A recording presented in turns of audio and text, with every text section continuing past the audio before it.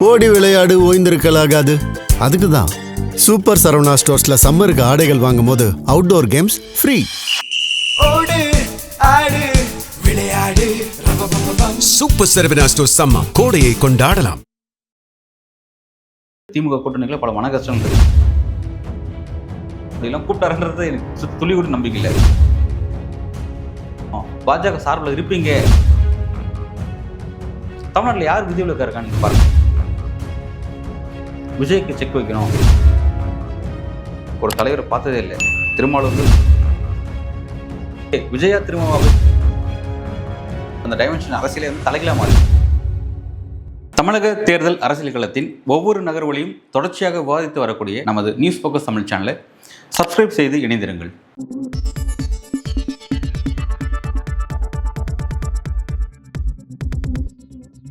News focus Tamil நேயர்களுக்கு வணக்கம். இன்று நம்மோடு இணைந்திருப்பவர் ஜேர்னலிஸ்ட் அன்பழகன் அவர்கள். வணக்கம் சார். வணக்கம் அஜித்.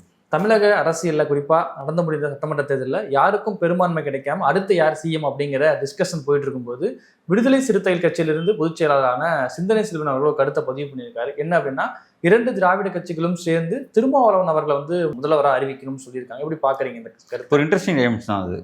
யாருக்குமே பெரும்பான்மை கிடைக்காம ஒரு தொங்கு சட்டமன்றம் ஏற்பட்டிருக்கும் பொழுது யார் அடுத்த சிஎம் அப்படின்ற விவாதம் பெரிய அளவில் போயிட்டுருக்கு. தனிப்பெரும் கட்சியாக இருக்கக்கூடிய திமுகவுக்கு தான் வந்து அந்த விஷயம் பிரகாசமாக இருக்குது அப்படிங்கிற மாதிரி தெரியுது. பட் சின்ன சின்ன இழுபறிகள் போயிட்டுருக்கு.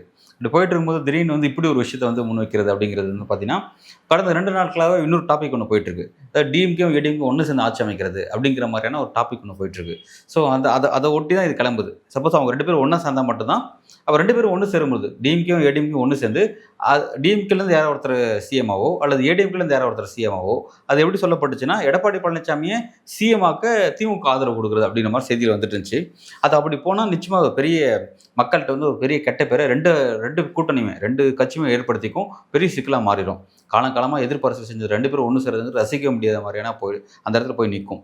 ஸோ அப்படி இருக்கும் பொழுது இது எப்படி பார்க்க வேண்டியது இருக்குன்னா, நாங்கள் 2 பேரும் ஒன்று சேர்றோம், ஆனால் யாரை சிஎம்ஆக்க அப்படிங்கிற ஒரு விஷயத்துல வந்து மக்களை கம்ப்ரமைஸ் பண்ண வாய்ப்பு இருக்குது. குறிப்பாக வந்து ஒரு தலித் தலைவர், ஒடுக்கப்பட்ட சமூகத்தை ஒரு தலைவர் அப்படிங்கிறதும், தமிழ்நாட்டு இதுவரை வந்து அந்த மாதிரியான சமூகத்திலேருந்து ஒரு தலைவரை பார்த்ததே இல்லை. திருமாவளவன் வந்து தன்னோட அரசியல் ஹிஸ்ட்ரியில் வந்து சிஎம் ஆக முடியாது, எனக்கு தெரிஞ்சு தான் நான் தமிழ் அரசியல் பண்ணிட்டு இருக்கேன் அப்படின்னு சொல்லி சொன்ன தலைவர் அவர். ரெண்டாவது வந்து ஒடுக்கப்பட்ட சமூக தலைவர் மட்டும் இல்லாமல் வந்து அடிப்படையில் கிரவுண்ட் போராடி ஸ்டெப் பை ஸ்டெப்பாக அவர் வந்து இந்த இடத்துக்கு வந்திருக்கிறார். ஸோ வந்து அவருக்கு வந்து அவர் எந்த விதமான பொலிட்டிக்கல் பேக்ரவுண்டும் கிடையாது. அவருக்கு எந்த ஒரு பெரிய பாரம்பரியமான ஒரு அரசியல் குடும்பத்தில் வந்த நபரோ கிடையாது, ஃபினான்ஷியல் பார்ட்டி அந்த மாதிரியான நபர்லாம் கிடையாது. சாதாரண தலைவர் தான். ரெண்டாவது அரசியல் தெளிவும் கோட்பாடும் ரொம்ப துல்லியமாக தெரிஞ்சவர். அம்பேத்கர் அரசியல், பெரியார் அரசியல் போன்ற அந்த ஐடியாலஜியல் ரீதியான அந்த அரசியலை வந்து சரியாக செய்யக்கூடிய ஒரு நபர். பட் என்னன்னா, அவர் வந்து ஒரு அரசியல் நிர்வாகம் செஞ்சு நம்ம யாரும் பார்த்தல. ஏன்னா வந்து அந்த மாதிரி வாய்ப்பு அவருக்கு வாய்க்கப்படலை. ஸோ வந்து அது ஒன்று நம்ம பார்க்கல. மேபி இவங்க 2 பேர் சேர்ந்து அது கொடுத்தாங்க அப்படின்னா வந்து உண்மையிலே அது வந்து இன்ட்ரெஸ்டிங் டைமென்ஷனாக இருக்கும். ஒரு புதிய சிந்தனை வைங்களேன். அதுக்கான வாய்ப்புகள் இருக்குன்னு நினைக்கிறீங்களா சார்? வாய்ப்புகள் இல்லை. நம்ம என்ன சொல்லலாம், திமுக அதிமுக ஒன்று சேரவே வாய்ப்பு இல்லை அப்படிங்கிறது எதாச்சியான விஷயம். பட் அது ஒன்று சேரது எப்படி செய்திகள் வந்துச்சுன்னா, ஏற்கனவே சொன்ன மாதிரி எடப்பாடி பழனிசாமியை சிஎம்ஆக்க திமுக ஆதரவு அப்படின்னு வந்துச்சு. அது நிச்சயமாக அது பொருத்தம் இல்லை. அப்படி மேபி இந்த டைமென்ஷன் இருக்குது பார்த்தீங்களா. இது வந்து பார்த்தீங்கன்னா இதில் ஒரு விஷயம் வந்து, அதாவது சிந்தனை செல்வன் ஒரு விஷயத்தை அதில் வைக்கிறார். அது ஒரு நயமான விஷயமா இருக்குது. அது என்ன அப்படின்னா, அதாவது ஒரு பாப்புலரிசம் வந்து இன்றைக்கி வந்து சிஎம் ஆக போகுது. அதாவது ஒரு சினிமா ப்ராப்ளம். அதாவது அவர் வந்து கட்சி ஆரம்பித்து 2 வருஷம் ஆச்சு. மக்கள் பணியோ இல்லை கிரவுண்டில் இறங்கி ஒர்க் பண்ண மாதிரியான எந்த விதமான அனுபவமே கிடையாது. பட் வந்து அவருக்கு இருக்க ஒரு ஃபேம், சினிமாவில் அவருக்கு கிடைச்ச அந்த ஒரு மிகப்பெரிய ஒரு கவர்ச்சி, அதை வந்து அரசியல் அவர் இன்வெஸ்ட் பண்ணியிருக்காரு. அதில் இன்வெஸ்ட் பண்ணி இந்த மாதிரி இடத்துக்கு வந்திருக்காரு. இது உங்களுக்கு வேணுமா, அல்லது வந்து இப்படி கிரவுண்டில் இருந்து நான் வந்த என்னோட ஹிஸ்ட்ரி வேணுமா, எது வேணும் அப்படிங்கிற மாதிரியான ஒரு விஷயத்தை வைக்கிறாரு. அது ஒரு நியாயமாக இருக்கும். ரெண்டாவது வந்து ஒரு கொள்கை அரசியலில் நிற்கக்கூடிய நான் திருமாவளவன், அதில் வந்து மாற்று இல்லை. சின்ன இப்போ இடையில சின்ன ஒரு தெளிவற்ற சில விஷயங்கள்லாம் அவர் பேசினார். சட்டமன்ற தேர்தல் ஒட்டிலாம் பேசினார். எலெக்ஷனில் நின்னார், அப்புறம் வேண்டான்னு சொன்னார். அப்புறம் அவர் காட்டுமன்னார் கோயிலில் வேற ஒருத்தர் நிறுத்தினார். இந்த மாதிரி சின்ன ஒரு விஷயம்லாம் அவர் நோக்கி வந்துச்சு. ஆனால் வந்து ஆல்மோஸ்ட் அவர் எடுத்து மதிப்பிடும்போது நல்ல தலைவர். எப்படின்னா, திமுகவும் அதிமுகவும் கம்பேர் பண்ணி பார்க்கும்போது விசிகேலேருந்து திருமாவளவன் நம்ம கம்பேரிட்டிவாக பார்க்குறோம். அதே போல் வந்து இப்போ திருமாவளவன் நீங்கள் முன்னிறுத்துறீங்க அப்படின்னா, யாருக்கு பதிலாக திருமாவளவன் வரப்போறாருன்னா விஜய்க்கு பதிலாக அப்படின்ற மாதிரியான அப்படி ஒரு இமேஜ் கிடைக்கும். விஜயா திருமாவளவன் அப்படின்ற மாதிரி. ஸோ அது வந்து ஒரு இன்ட்ரெஸ்டிங் டைமென்ஷனாக இருக்கும். உங்களுக்கு பாப்புலர் அடிப்படையில் ஒரு தலைவர் வந்தார்னா தமிழ்நாடு மிகப்பெரிய சிக்கலை எதிர்கொள்ளும். ஸோ வந்து இப்படி ஒரு தலைவர் வரும்போது தமிழ்நாடு வந்து கரெக்டான பேட்டர்னில் போகும். திமுக அதிமுக இருந்ததை விட ரொம்ப சிறப்பாக போகும். ஒரு ஊழலற்ற ஆட்சியை திரும்ப கொடுப்பாரு அப்படிங்கிற ஒரு என்ஷூர் வந்து நான் நம்பலாம். அந்த மாதிரி அதை கொண்டு போகிறது முயற்சி செய்வாங்க அப்படிங்கிற நான் பார்க்குறேன். ஒரு வித்தியாசமான ஒரு டைமென்ஷன் இருக்குங்கிறத. தொல் திருமாவளவன் பொறுத்த வரைக்கும் பாஜகவும் சரி ஆர்எஸ்எஸும் சரி களத்தில் ரொம்ப தீவிரமாக இருக்கக்கூடிய ஒரு முக்கியமான நபர்.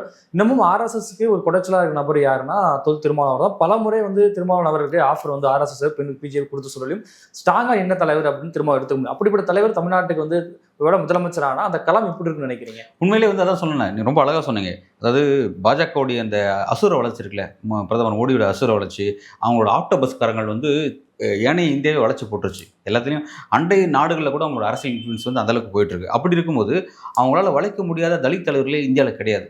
மாயாவதிலாம் இன்னைக்கு சைலண்ட் ஆகிட்டாங்க. உத்தரப்பிரதேசம் 400க்கும் மேற்பட்ட தொகுதியில் வெற்றி பெற்ற மாயாவதி இன்னைக்கு இருக்கிற இடமே தெரியாத அளவில் வந்து அவங்களோட சைலண்டில் இருக்காங்க. மாயாவதி, அதே போல் வந்து ஜிதன் ராம் மாஞ்சி பீகாரில் அவர் வந்து இன்றைக்கி வந்து என்டிஏல இருக்கிறாரு. அதே மாதிரி ராம்விலாஸ் பாஸ்வான், இந்த இது சிராக் பாஸ்வான், இப்போ சிராக் பாஸ்வான் அவரும் வந்து மினிஸ்டராக இருக்கார். உங்களுக்கு ஒடுக்கப்பட்ட தலைவருடைய நீங்கள் அந்த அந்த இதையே பார்க்கக்கூடிய அவங்களோட ஒரு தனித்து தலைவர், ஒடுக்கப்பட்ட தலைவர் இருக்கார், பாஜக எதிர்க்கக்கூடிய அரசியலை ஸ்டில் நவ் செஞ்சிட்ருக்காரு அப்படிங்கிறத நீங்கள் பார்க்கவே முடியாது. எல்லாம் கரைஞ்சிட்டாங்க. கரையாத விதிவிலக்காக இருக்கக்கூடிய ஒரே தலைவர் வந்து திருமாவளவன் அவர்கள் தான். அவர் வந்து பல இடங்களில் பல மேடைகளில், அதாவது பல இடங்களில் அவர் வந்து விலை பேசுகிறாங்க, பல வகையில் அவர் விலை பேசுகிறாங்க, நமக்கு நல்லா தெரிஞ்ச விஷயம். இவர் சீமான் பேசுவார், என்னை வந்து அந்த கட்சி கூப்பிட்டாங்க, அவ்வளோ கூட்டணி கூப்பிட்டாங்க, இங்கே கூப்பிட்டாங்க, அதெல்லாம் வந்து அவர் வந்து அப்படி இப்படின்னு சொல்ல தான் செய்வார். அது என்ன எதுன்னுலாம் சொல்லவே மாட்டார். எனக்கு தெரிஞ்ச அவர் அப்படிலாம் கூப்பிட்டாருன்றது எனக்கு துளி கூட நம்பிக்கை இல்லை. ஆனால் திருமாவளவன் அவர்களுக்கு ஓப்பன் கால் ஃபார் வந்து நிறைய இடங்களில் பல முறை அந்த பேச்சுவார்த்தை வந்து அவங்க நடத்தியிருக்காங்க. திரும்பவும் அதில் ரொம்ப உடனே என்னென்னா நாங்கள் போக மாட்டோம் அப்படிங்கிறதுல ரொம்ப ஸ்ட்ராங்காக. ஒன்றும் இல்லைங்க, தமிழ்நாட்டில் வந்து தேவேந்திர குல வெள்ளாளர் சமத்துவத்துடைய தலைவராக இருக்கக்கூடிய கிருஷ்ணசாமி அவர்களே வந்து ஆர்எஸ்எஸ்காராக மாறிட்டார்.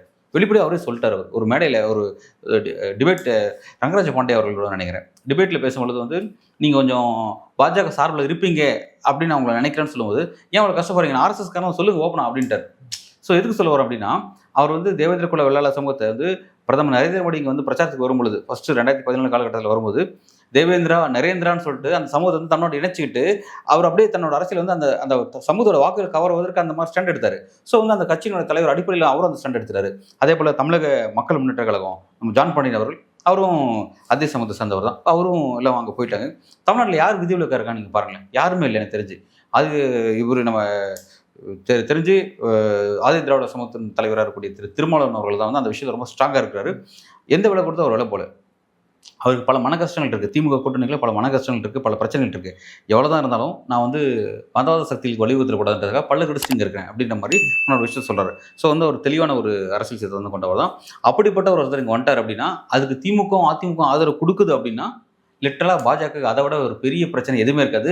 கட்டாயமாக அவங்க வந்து விஜய் முதல்வராகிறதுக்கு அந்த ஆளுநர் ஒன்று அந்த குறைச்சல் இருக்குல்ல, அதெல்லாம் கிளியர் ஆகி விஜய் சிஎம் ஆக்கிடுவாங்க. அப்படி ஒரு விஷயம் நடந்துச்சுன்னா, ஏன்னா இவங்க திமுக அதிமுக ரெண்டு பேரும் இவருக்காக ஒன்று சேருது அப்படிங்கிறது அவங்களால ஏற்றுக்கவே முடியாது. அது அந்த டைமென்ஷன் அரசியலே வந்து தலைகளாக மாறிடும். அப்போ வந்து என்னன்னா இந்தியா அலையன்ஸ் வந்து வேற மாதிரி வலுப்படுத்த ஆரம்பிச்சிடும். அது ரொம்ப இன்ட்ரெஸ்டிங்காக போயிடும். ஆனால் அதுக்கு வந்து அதிமுக வரணும். அதிமுக பாஜக இருக்கு, என்டிஏ உடச்சிட்டு அதிமுக வெளியே வருவாங்கிறது கேள்வி. கடந்த காலத்தில் அதிமுக கூடலாம் திருமாவளவன் அவர்கள் வந்து கூட்டணி வச்சிருக்காரு. ஜெயலலிதா ஆட்சியில் அவர் கூட்டணியில் வெற்றியிடம் பெற்றிருக்கு. அப்படிப்பட்ட அந்த சூழல் மீண்டும் உருவாக்க முடியாதுன்னு நினைக்கிறீங்களா? அதாவது இல்லை, அரசியலில் எதுவுமே சாத்தியம் இல்லை, எதுவுமே வந்து ஒமிட் பண்ண முடியாது. நம்ம இது நடக்கவே நடக்காது, ஒமிட் பண்ண முடியாது. இது நடக்குன்றது நம்ம உறுதிட்டு சொல்ல முடியாது. ஸோ அந்த மாதிரியான காட்சிகள் தான் சமீபத்தில் நம்ம நிறைய பார்த்துட்டு இருக்கோம். அப்படி இருக்கும்போது இந்த ஒரு விஷயம் அப்படிங்கிறது வந்து இது அடிப்படையில் ஒரு கற்பனையான விஷயம் தான், சிந்தனை செல்வன் வைக்கக்கூடிய தனிப்பட்ட கருத்து தான், அவ்வளோதான், அந்த இடம் மட்டும் தான். ஆனால் என்னன்னா நம்ம இது எதனால் இதை டிஸ்கஸ் பண்ணுறோம் அப்படின்னா, திமுக அதிமுக ஒன்று சேருமா அப்படின்னு நம்ம பேசிட்டு இருக்கும்போது அது ஒரு ஸ்ட்ராங் ரூமாக கிளம்பிட்டு இருக்கு. பல தளங்கள் அதை பேசிகிட்டே இருக்காங்க. விஜய்க்கு செக் வைக்கணும், விஜய் அந்த இடத்துக்கு கொண்டு வரக்கூடாது அப்படிங்கிறதுக்காக இதை பேசிகிட்டு இருக்காங்க. இது பேசும்போது அப்போ இது சேர்றாங்க அப்படின்னா கட்டாயமாக அது மக்கள் ஏற்றுக்க மாட்டாங்க. ஒன்று, அப்போ சேர்ந்து யாரை சிஎம் ஆக போகிறாங்க, அதிமுக ஒருத்தர் சிஎம் அப்படின்னா மக்கள் கட்டாயமாக அதை ஏற்றுக்கவே மாட்டாங்க. ரெண்டு பேரும் ஏற்றுக்க மாட்டாங்க. அப்படி இருக்கும்போது நாங்கள் 2 பேரும் சேர்றோம், யாருக்காகனா திருமாவளவனுக்காக சேர்றோம் அப்படின்னு நான் அது வந்து மக்களை கன்வின்ஸ் பண்ணுறதுக்கு ஒரு ஈஸியான மொழியாயிரும், கன்வின்ஸ் பண்ணுறதுக்கு ஒரு நல்ல பாயிண்ட் ஆயிரும். விஜய் விசஸ் திருமா அப்படின்ற மாதிரி களம் மாறிடும். ஸோ அப்படி இருக்கும்போது உங்களுக்கு யார் வேணும், இவருடைய பொலிட்டிக்கல் ஒர்க் என்னன்னு சொல்லிட்டு லிஸ்ட்டு போடும். திருமாவளவன் வந்து எந்தெந்த காலகட்டத்தில் என்னென்ன போராட்டத்தை முன்னெடுத்திருக்காரு, எத்தனை சிறை தண்டனை அனுபவிச்சிருக்காரு, எவ்வளோ விஷயத்தை இழந்திருக்காரு அப்படிங்கிற ஒரு பட்டியல் போட முடியும். விஜய்க்கு அந்த மாதிரி நீங்கள் பட்டியலே போட முடியாது. எது படம் சர்க்கார் படம் எப்படி நடிச்சார், படம் எப்படி ஓடிச்சு பார்த்தீங்களா, லியோ படத்தோட வருமானத்தை பார்த்தீங்களா, இப்படி தான் நீங்கள் லிஸ்ட்டை போட்டு அவரோட டான்ஸை பார்த்தீங்களா, இப்படி தான் நீங்கள் கணக்கு போட முடியும். பட் இவருக்கு வந்து மக்களுடைய ஆக்டிவிட்டியை வந்து நீங்கள் கணக்கு போட முடியும். கணக்கு போடும்போது பார்த்தீங்கன்னா வந்து அந்த இடத்துல வந்து நிற்க முடியாது, விஜயால் அங்கே நிற்க முடியாது. ஸோ அது இன்ட்ரெஸ்டிங் டைம்ஸ்டாக மாறும். பட் இது தனிப்பட்ட முறையில் விசிக்கோட கருத்து தான் இருக்குன்னு நம்ம பார்க்குறோம். பட் இது எப்படி ஒரு மெட்டீரியல் வடிவம் பெறும் அப்படிங்கிற நம்ம தெரியல, வெயிட் பண்ணி தான் பார்க்கணும். இல்லை, குறிப்பாக வந்து தமிழ்நாடு மண் பொறுத்த வரைக்கும் பெரியார் மண், அண்ணா மண், திராவிட மண் சொல்லப்பட்டாலும் பல ஆண்டுகளாக இருக்கிற கேள்வி என்ன அப்படின்னா, ஒரு தலித் வந்து முதலமைச்சர் ஆக முடியல அப்படிங்கிற ஒரு கேள்வி இருக்கு. இது வந்து தமிழ்நாடு பெரியார் மண்ணுங்கிறதே ஒரு கேள்வி எழுப்பக்கூடிய சூழல் இருக்கு.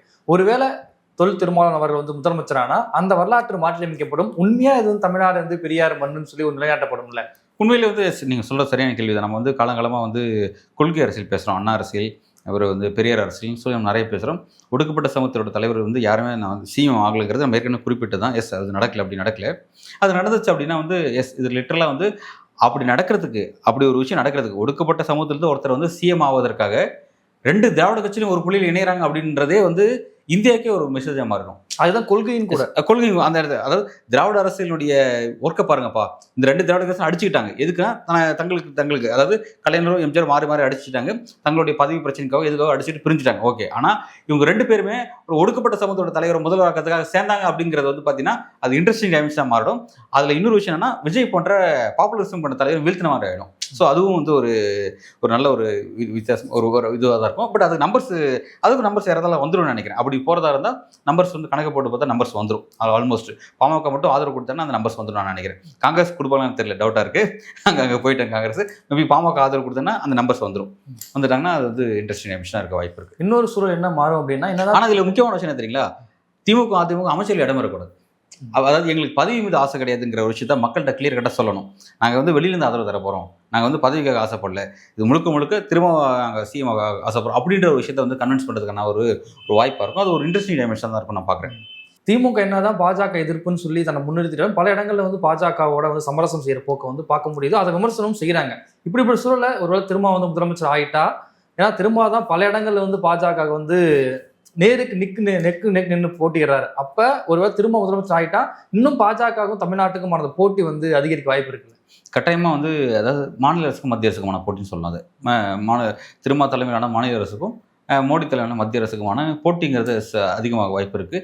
இன்ஃபேக்ட் வந்து விஜய் அவர்களே வந்து அவர் சைலண்டாக இருக்கிற ஒரு பட்டன் என்னென்னா, அவர் வந்து அடிப்படையில் அவர்கிட்ட கொள்கை தெளிவில் எல்லாமே அவர் அதை நம்ம நிறைய விமர்சனம் பண்ணலாம். பட் வந்து அவர் ஆனார்னா என்னன்னா, திமுக வந்து கடந்த காலம் ஸ்டாலின் எதிர்த்த மாதிரி, அதாவது பாஜகவை ஸ்டாலின் எதிர்த்த மாதிரி விஜய் எதிர்க்க மாட்டார். ஸோ வந்து சென்ட்ரலேருந்து நமக்கு வர வேண்டிய ஃபண்டு, நிர்வாக ரீதியான வசதிகள், இந்த மாதிரியான விஷயங்கள் வந்து தங்கு தடையின்றி வரும் அப்படின்ற மாதிரியான விஷயம் சொல்லப்படுது. பட் அது மில்லியன் டாலர் கேள்வி தான். இப்போ நம்ம உறுதியாக சொல்ல முடியாது. இப்போ திரும்ப பண்ணுறலாம் வந்துட்டாங்கன்னா எஸ் கட்டாயம் தெரிஞ்சிடும் இது அப்படி இல்லை, மறுபடியும் அதே மாதிரி ஃபைட் தொடர்போது முடிவு பண்ணிக்கலாம். பட் ஆனால் வந்து தமிழ்நாட்டில் இந்த அரசுக்கு, அதாவது மாநில அரசுக்குன்னு இருக்கிற அந்த அதிகாரம் கரெக்டாக மாநில முதல்வரால் கையாளப்படும். அது கரெக்டாக வந்து பார்த்தீங்கன்னா மக்கள்கிட்ட போய் சேரும் அப்படின்ற அளவில் வந்து அந்த ஒரு விஷயம். அது 2 அரசு இருக்கு இல்லையா நமக்கு, மத்திய அரசு மாநில அரசு இருக்குது. மாநில அரசுக்குன்னு உண்டான அந்த அதிகாரமும் அந்த விஷயமும் கரெக்டாக மக்களுக்காக பயன்படுத்தப்படும். அதில் ஒரு வெளிப்படைத்தன்மை இருக்கும் அப்படிங்கிற மாதிரியான விஷயங்கள் வந்து நம்ம வந்து நம்பலாம். ஏன்னா திரும்ப அப்படின்னும் போது நம்ம வந்து அதில் நம்ம போன்ற நபர்களுக்கு, ஒரு பத்திரிகையாளர்களுக்கு, ஒரு முற்போக்காளர்களுக்கு என்னென்னா, ஓகே விஜயா திரும்ப அப்படின்னு பார்க்கும்போது திரும்ப இஸ் ஃபார் பெட்டர் அப்படின்ற அளவில் நம்ம அதை வந்து எந்த அளவு ரொம்ப அழகில் அதை ஏற்றுட்டு போய்க்கலாம். அந்த மாதிரி விஷயம். ஓகே சார், எவ்வளோ நேரம் நிகழ்வு கலந்து கொண்டு பல்வேறு கருத்துக்களை போய் நமக்கு நன்றி.